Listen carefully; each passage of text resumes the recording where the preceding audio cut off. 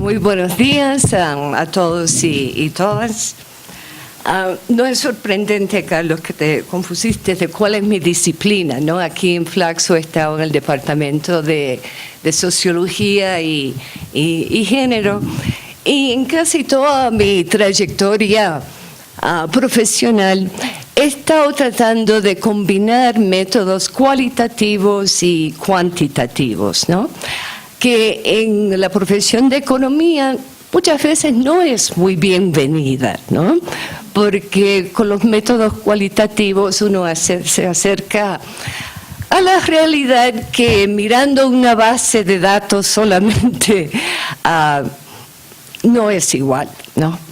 Entonces, lo que les voy a contar hoy día es la experiencia que tuvimos en un proyecto que pretendió medir la distribución de la riqueza dentro de los hogares. Y las preguntas centrales, ¿no?, que motivan este trabajo como tal es el debate sobre quién se debe entrevistar en una encuesta de hogares. No tengo tiempo de entrar en todos los detalles, pero este ha sido un debate liderado por las economistas feministas, ¿no? Porque normalmente en las encuestas de hogares se entrevista al jefe del hogar y en la mayoría de casos ese es un hombre, ¿no? Entonces eso nos lleva a la pregunta en general, si una persona puede representar, ¿no?, todo el conocimiento del hogar, que dentro de la economía se enfoca en el debate de que si la información dentro del hogar es socializado, ¿no?, para que todo el mundo conoce lo que está pasando con todas las otras personas, ¿no? Bueno, como un equipo de economistas feministas pretendiendo medir la riqueza de los hogares y su distribución, entonces, en el proceso de diseñar la investigación, nos tuvimos que preguntar qué otras consideraciones, ¿no?, tendríamos que tomar en cuenta para hacer una encuesta sobre la propiedad de activos. Como indico, la medición de la riqueza de los hogares en general tiene varios desafíos, ¿no? Primero, cómo evaluar los activos de las personas, ¿no? No es algo nada fácil. Solamente pregúntense ustedes de que si yo llego a entrevistarlos, ¿no?, y le pregunto ¿en cuánto podría vender su casa hoy día en las condiciones en que está?, ¿no? ¿Cuántos de ustedes tienen ese tipo de información así solamente a la vista, ¿no? Algunos, pero seguramente no todos.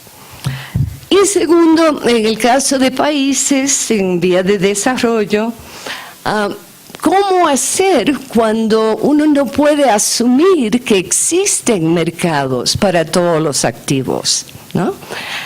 En una sociedad desarrollada capitalista, vamos a decir, una economía de mercado pleno, tal vez se podría asumir, pero eso es una premisa bastante fuerte, ¿no?, aún en América Latina. A eso le tenemos que añadir todos los problemas en cuanto a la medición de la distribución de la riqueza dentro de los hogares, ¿no? Primero, si la noción de propiedad, ¿no?, tiene el mismo significado en diferentes contextos de lo que estamos asumiendo para un estudio de la riqueza. Y también podríamos esperar que las normas de género podrían variar en maneras importantes para el objetivo del estudio, ¿no?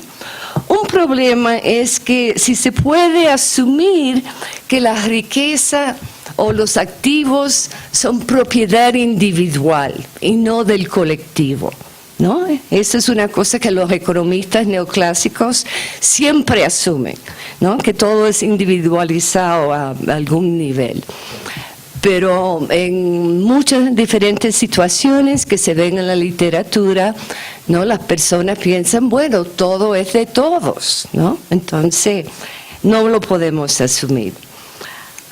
Otro gran problema es si hombres y mujeres tienen los mismos derechos de propiedad, ¿no?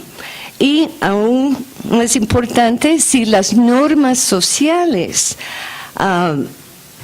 si es posible que las mujeres se consideren o que otros las consideran como propietarias o copropietarios, ¿no?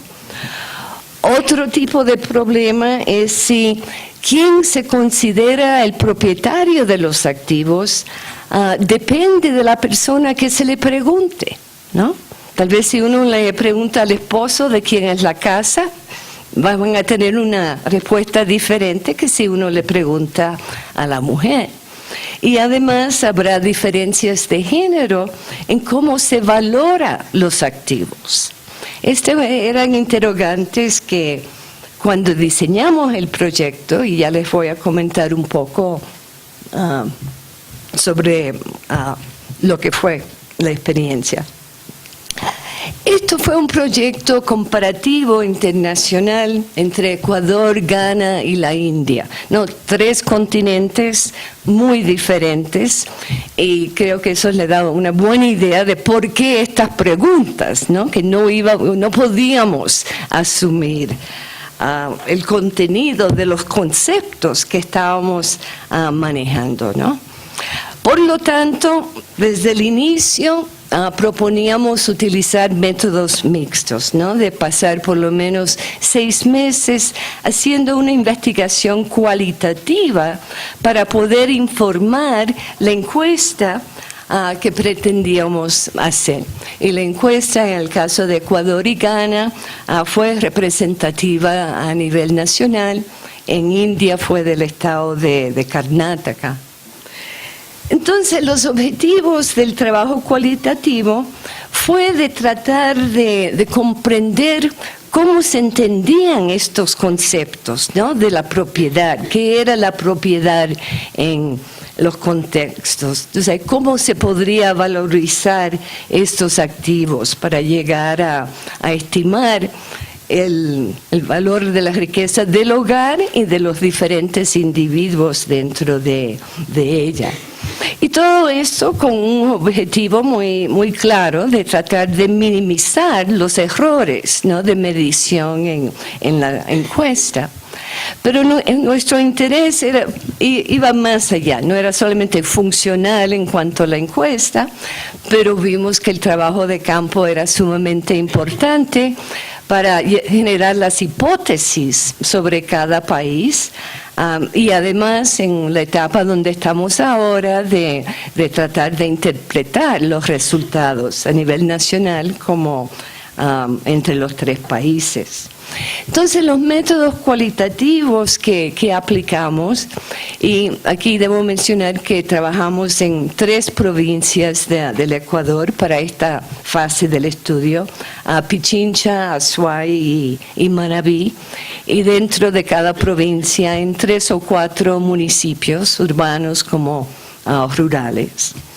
Entonces hicimos en total unos 40 grupos focales entre las 3 provincias, un montón de entrevistas así semiestructuradas con informantes claves, observación en los mercados de activos, ¿no? Tanto bueno, el que se puede comprender mejor era observación en los mercados de animales, ¿no? Porque pero también estudiamos el mercado de bienes raíces y de bienes durables, ¿no? Que esto fue la parte para mí más linda, ¿no? De ir a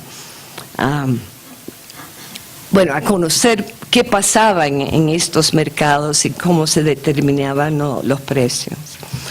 Y finalmente también utilizamos entrevistas semiestructuradas para ir desarrollando el cuestionario, nuestro instrumento para la encuesta. Habíamos empezado con un modelo del instrumento basado en nuestros análisis de otras encuestas de hogares, etc. Pero la idea era que se iba a modificar en cada país para que correspondiera mejor a esa realidad. Y finalmente, ya pasando a la etapa cuantitativa, hicimos una encuesta piloto en 150 hogares en Quito, Guayaquil y Puerto Viejo. Bueno, la encuesta misma tenía dos instrumentos: un cuestionario del hogar, que era el inventario de todos los activos, y un cuestionario individual que se refería más bien a las propiedades de la persona que íbamos a entrevistar y otras preguntas claves sobre los activos y temas relacionados, ¿no? Fue aquí. Y en esta parte íbamos a entrevistar hasta 2 personas, generalmente la pareja. En principio queríamos entrevistar para el cuestionario del hogar, el inventario, a la persona quien conocía más sobre los activos del hogar. Pero aquí ya en el trabajo de campo entramos en bastante controversia entre los 3 equipos en los diferentes países. Y al final terminamos con diferentes protocolos de quién íbamos a entrevistar. En Ecuador optamos por siempre tratar de entrevistar a la pareja junta, ¿no? La pareja principal del hogar. Y en Ghana y India optaron por entrevistar a una sola persona, que generalmente resultó siendo el jefe del hogar, aunque después en el cuestionario individual esto sí fue contestado por un hombre y una mujer. Entonces el objetivo de este paper es de presentar los resultados del trabajo cualitativo que nos llevaron a esta conclusión en Ecuador, ¿no? Y me interesa mucho de ver la reacción de ustedes, de los que son ecuatorianos, sobre si llegamos a las conclusiones ciertas del trabajo de campo cualitativo. Entonces, en el paper lo que hacemos es una forma de triangulación.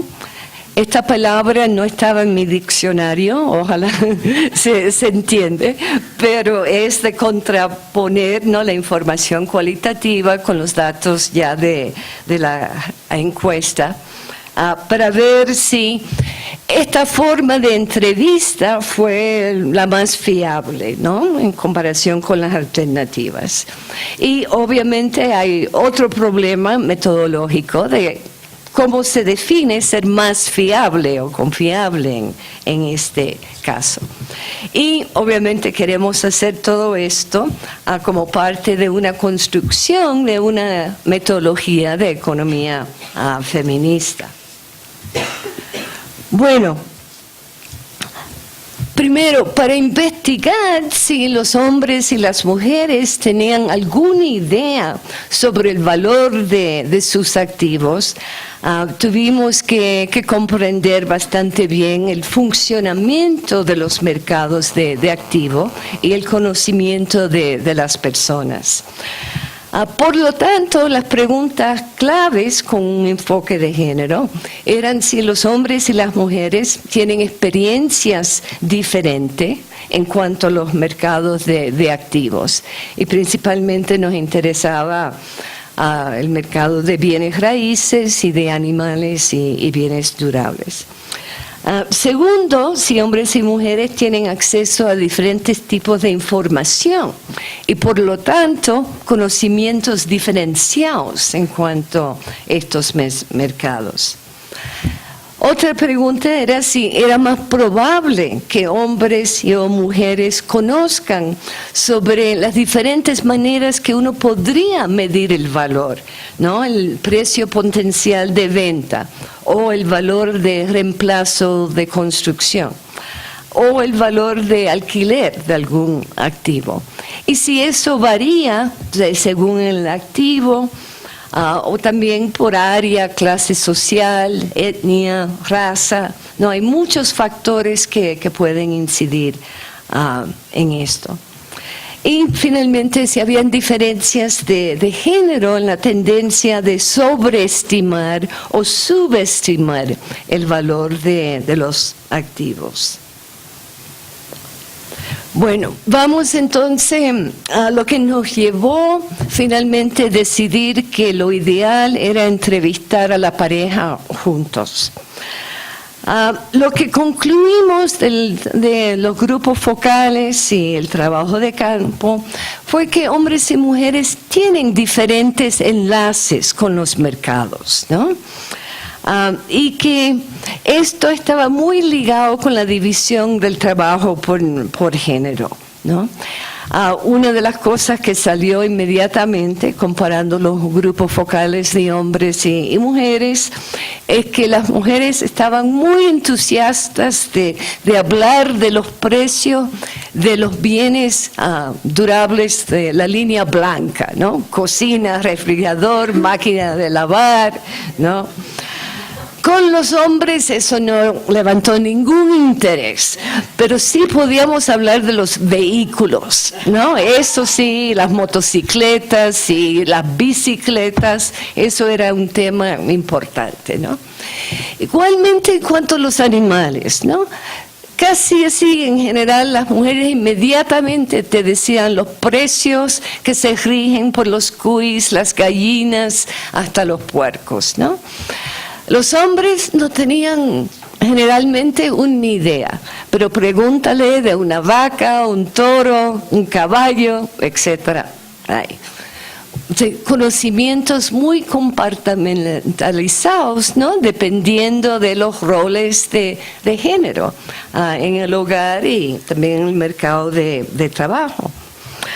Otra cosa que vimos era que era mucho más probable que una persona conociera el valor del activo cuando esa persona era el dueño propio, ¿no?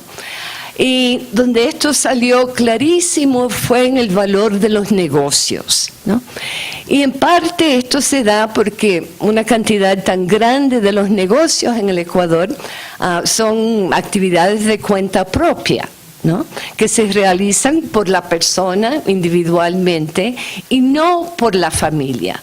Más bien los negocios de la familia así son una minoría del total, como uno de los resultados del estudio. Bueno, en este caso, cuando preguntábamos a los hombres sobre los negocios de las mujeres, generalmente no tenían una idea muy clara, ¿no? Y lo mismo pasó en los grupos focales de las mujeres. Ellas te podían decir con bastante exactitud el valor de sus herramientas o del stock de productos que tenía para vender, todo lo que tenía que ver con su negocio. Pero en cuanto al negocio del marido, ¿no? Si era carpintero o si era cualquier tipo de artesano, no tenía una idea del valor de los activos que él tenía.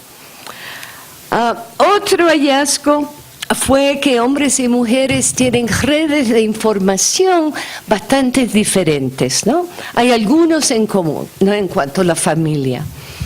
Pero la manera que esto influye en la valoración de los activos, les doy los dos ejemplos así como más sobresalientes. En cuanto al precio potencial de venta de las viviendas urbanas, vimos que las redes de las mujeres en los vecindarios eran mucho más fuertes. Y por lo tanto, si ellas no sabían el valor de su vivienda, sí conocían una vecina que recién vendió su vivienda, ¿no? Hace poco alquiló un cuarto de la vivienda, ¿no? No así con los hombres, ¿no? No tenían ese mismo tipo de información sobre los acontecimientos en los barrios para utilizar las ventas de vecinos como referente. Pero lo opuesto pasó en cuanto al precio de la tierra, en los terrenos agrícolas, ¿no? Esto fue un tema de gran interés en los grupos focales de hombres, ¿no? Hablar de los últimos precios de venta de 1 metro cuadrado o 1 cuadra, dependiendo del lugar. Generalmente las mujeres tienen menor participación en los diferentes tipos de organizaciones así agropecuarias, ¿no? Y acceso a ese tipo de información no es tan común. Bueno, déjame ir entonces a los resultados, a lo que nos llevó a proponer que deberíamos entrevistar a la pareja junta. Esperamos en base a esta experiencia de que si entrevistamos a la pareja y una persona no tenía conocimiento sobre el precio del activo, que la otra persona podría tenerlo, ¿no? Entonces, esto podría reducir el porcentaje de datos de no sabe, ¿no? Cuando la persona de veras no tiene una idea por tener a los dos juntos. Otra conclusión fue que era mucho mejor tener a los dos juntos porque entre ellos podían discutir lo que sería el valor potencial, ¿no?, de venta de su hogar, ¿no? Y esto tal vez nos podría ayudar a minimizar varios tipos de errores, ¿no? Por ejemplo, uno de los grandes problemas con las mujeres, cuando hacíamos la pregunta, ¿en cuánto puede vender su casa?, nos decían, pero nunca voy a vender mi casa, ¿dónde voy a vivir? Era una pregunta como tan fuera de lo que se podían imaginar, ¿no? Entonces, si nos daban un precio, entonces decían, ¡ay, $100,000! ¿no? Era como, nunca lo voy a vender, entonces me tendrían que dar un superprecio. Bueno, eso no era lo que queríamos medir, ¿no? ¿A qué precio estaría dispuesta de venderlo?, ¿no? La pregunta para poder medir la riqueza es que en cuánto lo podría vender actualmente en las condiciones en que está. Entonces, posible problema. Junto con la pareja, entonces, normalmente se ponían de acuerdo, ¿no? Y tal vez eso también nos podría ayudar a minimizar la tendencia que vimos de que los hombres te dan una respuesta, aunque no tengan idea del precio, y que las mujeres eran mucho más propicias a no darte ningún valor si no conocían. No, nos dicen, no sabemos, no, imposible, así. Bueno, obviamente la factibilidad de entrevistar a la pareja junta también depende de las relaciones de género, ¿no? Y el grado de subordinación de la mujer. Porque si la mujer no habla en frente del marido, ¿no?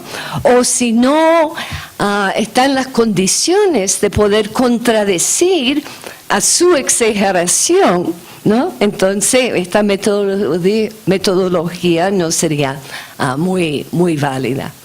Y aquí fue la gran diferencia entre el caso de Ecuador y Ghana y la India, ¿no? Lo que pudimos más o menos concluir con alguna certeza en el trabajo de campo es que aquí en Ecuador las mujeres sí hablan en frente de los maridos. Sí, por supuesto encontramos situaciones de mujeres más sumisas, ¿no?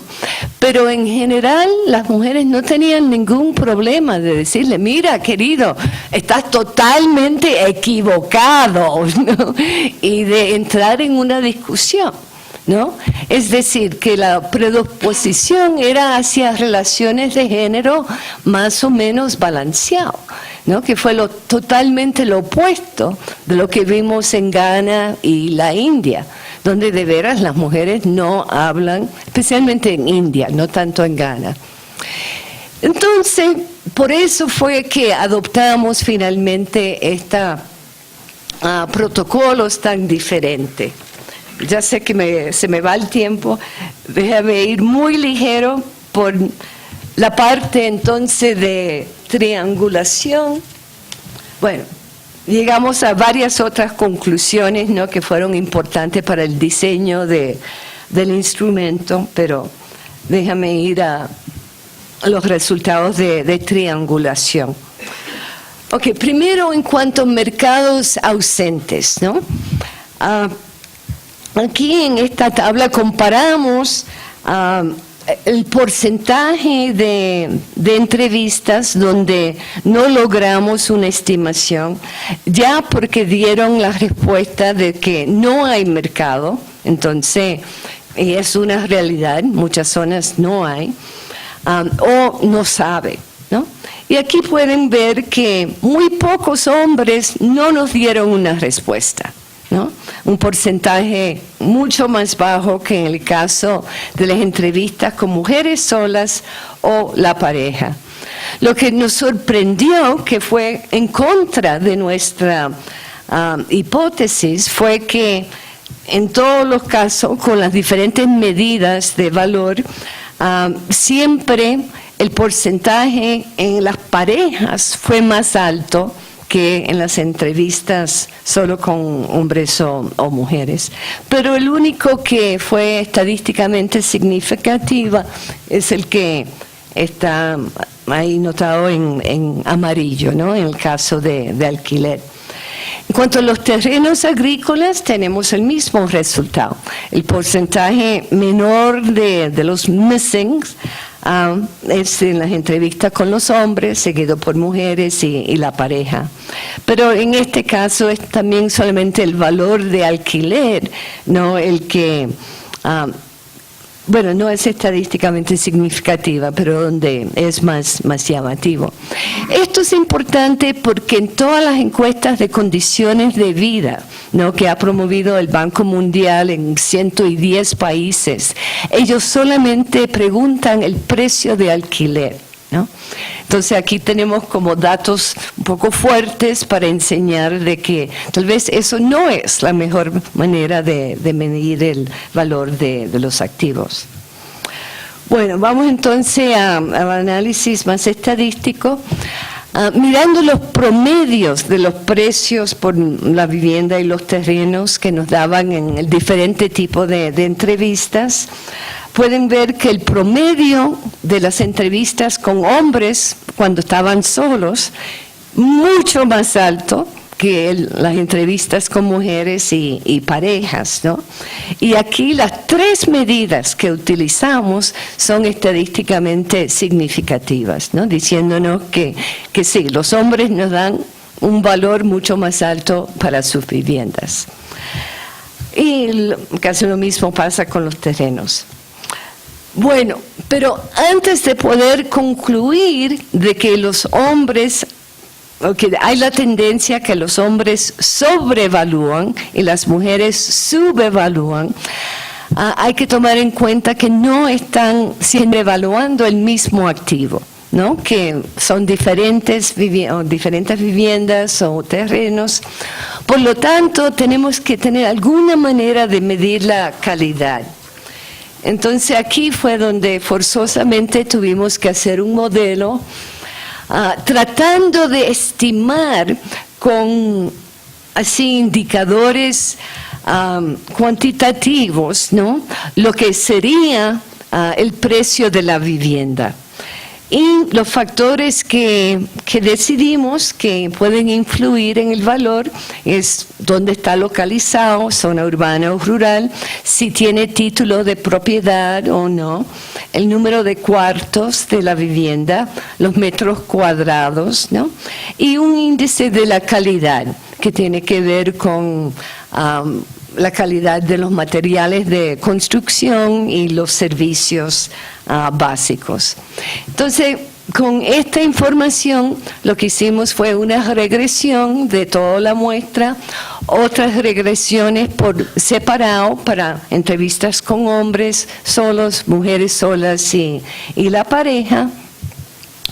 Comparamos entonces todas estas tres ecuaciones para llegar a los siguientes resultados. Tengo todas esas regresiones si a alguien le interesa después, pero vamos al punto. Tomando en cuenta todos estos factores objetivos, entre comillas, que pueden influir en el precio potencial de la venta, si logramos el resultado que las entrevistas con parejas eran las que más cerca o con mayor confianza se ajustaron al modelo, ¿no? Que los factores objetivos predicían el valor así promedio de sus viviendas. Y también encontramos diferencias significativas en las entrevistas con los tres grupos, ¿no? La tendencia que los hombres sobrevalúan sus viviendas, y también lo hicimos para terrenos, en comparación con mujeres o parejas, ¿no? La tendencia que las mujeres subevalúan a los mismos activos en comparación con lo otro. Pero el gran problema es que no podemos decir cuál efecto, porque todo esto es relativo al otro grupo, ¿no? Prevalece, si es la sobreestimación de los hombres o la subestimación de las mujeres, pero lo que sí podemos decir es que las entrevistas con la pareja junta se iban más cerca a las entrevistas con las mujeres, ¿no? El outlier eran las entrevistas de hombres solos, ¿no? Donde la desviación era más grande. Otra metodología para poder establecer esto sería con precios de referencia, ¿no? De los avalúos cadastrales, etc. Y si dimos la vuelta por todas las oficinas de registros de propiedad, de avalúos, etc. Pero en 2009-10, cuando hicimos la encuesta, era justo cuando estaban empezando a entrar toda esa información en las computadoras, ¿no? Y para hacer esto a nivel nacional, a mano, sería imposible, ¿no? Así que esto es como lo mejor. Bueno, para incluir, me da pena que me he pasado el tiempo, las conclusiones. Sí, importa a quién se entrevista, ¿no? Creo que en este trabajo esa es nuestra contribución principal. Y en el caso de Ecuador, es algo que no se puede generalizar, pero en este caso encontramos que no es porque nos ayuda a reducir el porcentaje de datos faltantes. Ustedes vieron que no hizo eso. Pero más bien redujo la tendencia a adivinar, ¿no?